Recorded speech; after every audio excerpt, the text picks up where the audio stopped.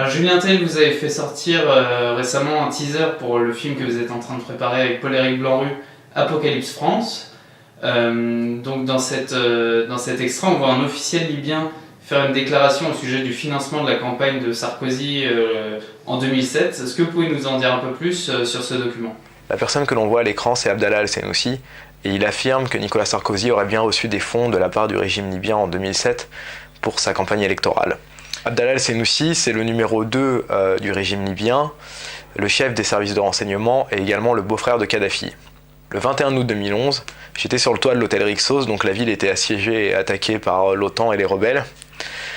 Et évidemment, vu que c'était un des derniers endroits sécurisés, de très hautes personnalités du régime sont venues s'y réfugier. Et à un moment donné, nous avons vu la voiture d'Abdallah Al-Senussi arriver sous les feux des rebelles et escortée par des militaires libyens.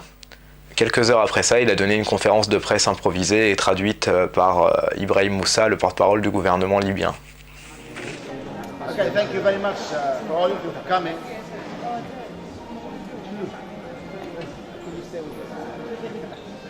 Okay, thank you very much.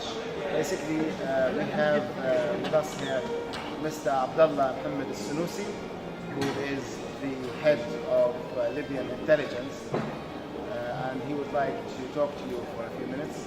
I will translate, of course.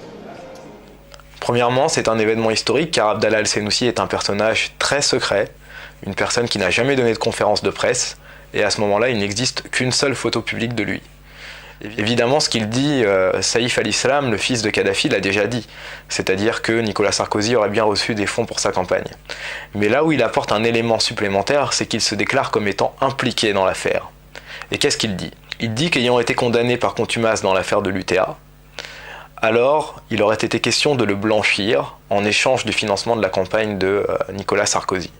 L'affaire du vol 772 de l'UTA, c'est un attentat contre un avion de ligne qui s'est déroulé le 19 septembre 1989 et dont la Libye a été accusée, puis plus tard reconnu coupable par la justice française, et Abdallah Al-Senussi a même été condamné à la perpétuité par contumace. Senussi affirme que c'est une des raisons pour lesquelles il y aurait eu des négociations autour du financement de la campagne de Nicolas Sarkozy. Et cela recoupe également des documents mis en ligne par Mediapart.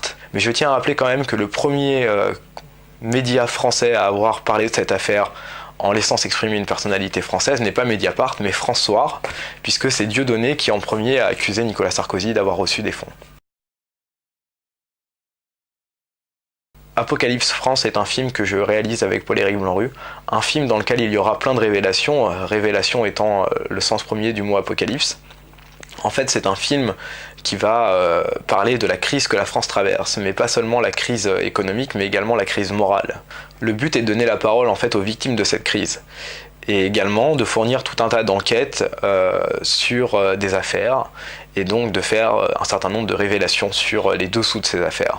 C'est donc un film avec des enquêtes de fond, avec des documents comme celui-ci, mais c'est surtout un film participatif, donc nous avons besoin du soutien des internautes et des spectateurs, et surtout de toutes les personnes qui en ont marre de la manière dont les médias travaillent. Donc soutenez-nous sur KissKissBankBank ou sur apocalypsefrance.com en un mot, et merci de votre soutien.